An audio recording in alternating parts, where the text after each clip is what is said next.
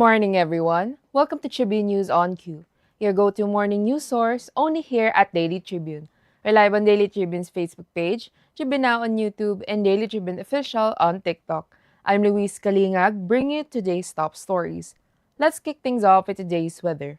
The southwest monsoon or habagat will continue to bring cloudy skies with scattered rains and thunderstorms over most of the country this Thursday, Pag-asa reports. Meanwhile, severe tropical storm Podul, formerly Goryeo, is located 650 kilometers northwest of extreme northern Luzon, packing winds up to 95 kilometers per hour and gusts up to 160 kilometers per hour.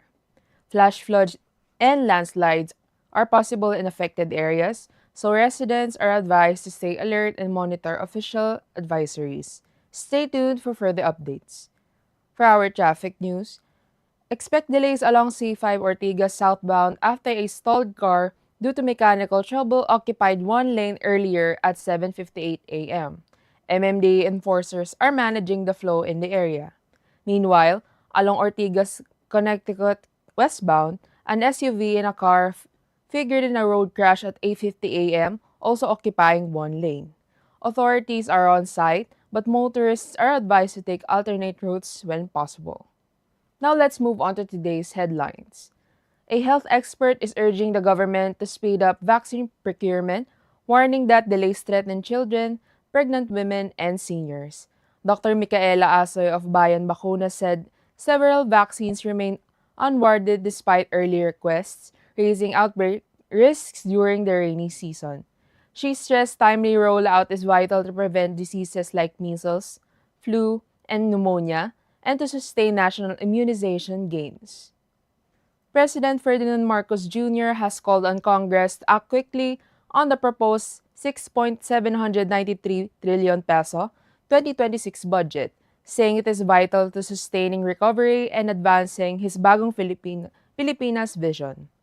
Marcos stressed the plan focuses on education, infrastructure, digitalization, and social services, shifting toward investing in people as the administration reaches its midpoint.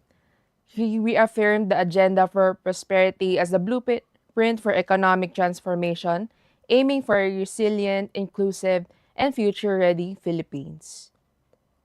The proposed 6.793 trillion peso national budget for 2026 sets record allocations for education, health, and infrastructure, but zero for the Ayuda para sa Kapos ang Kita Program or AKAP. Budget Secretary Amena Pangandaman said unspent 2025 funds remain, but limited fiscal space prevented new funding. AKAP, launched in 2023, provides cash aid to near-poor households. Congress may still reinstate funding during deliberations, which begin next week. Education gets the largest share at 1.224 trillion peso. For our international news, North Korean leader Kim Jong-un's sister, Kim Yo-jong, dismissed peace overtures from South Korea's new liberal government as deception, according to the state media KCNA. She also denied claims that Pyongyang had made reciprocal moves toward dialogue.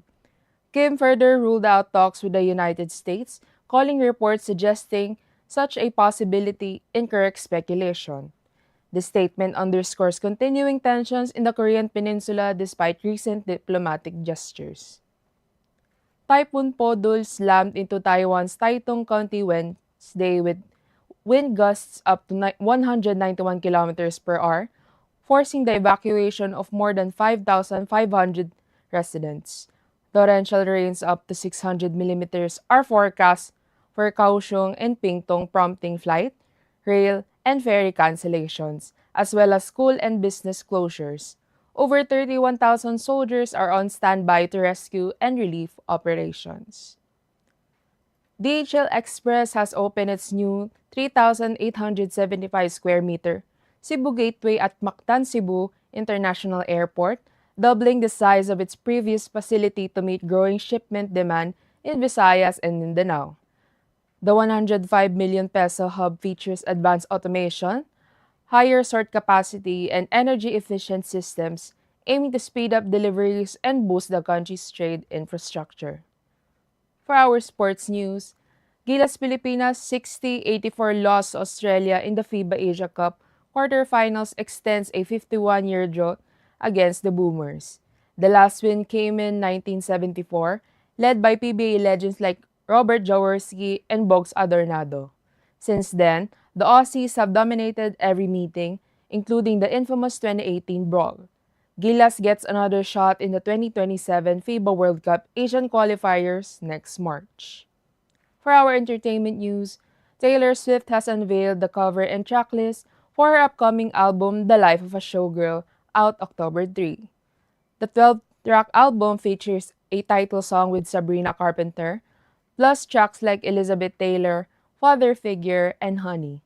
On Instagram, Taylor shared glamorous showgirl-inspired photos, including the watery album cover.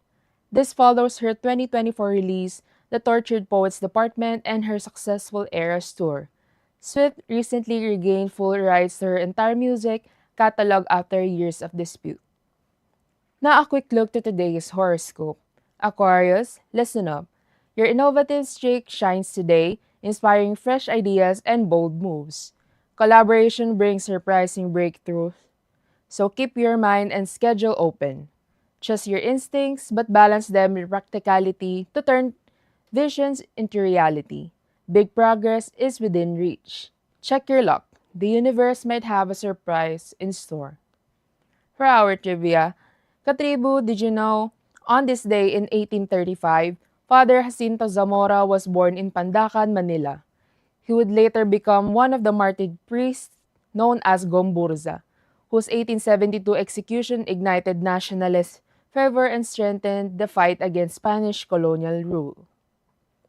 For our viral video, viral on social media is a video of a couple shopping for fruits.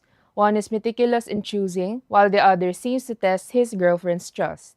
In the clip, he picks the same fruit his girlfriend initially chose, but when he hands it over, she simply puts it back. The video has now reached 2.7 million views and over 300,000 likes, with netizens quipping, "She doesn't trust your choice, even if it's the same as hers." That's all for now. Join us again at noon for more updates. I'm Louisse Kalingag, and this has been Tribune News on Q. Have a great morning.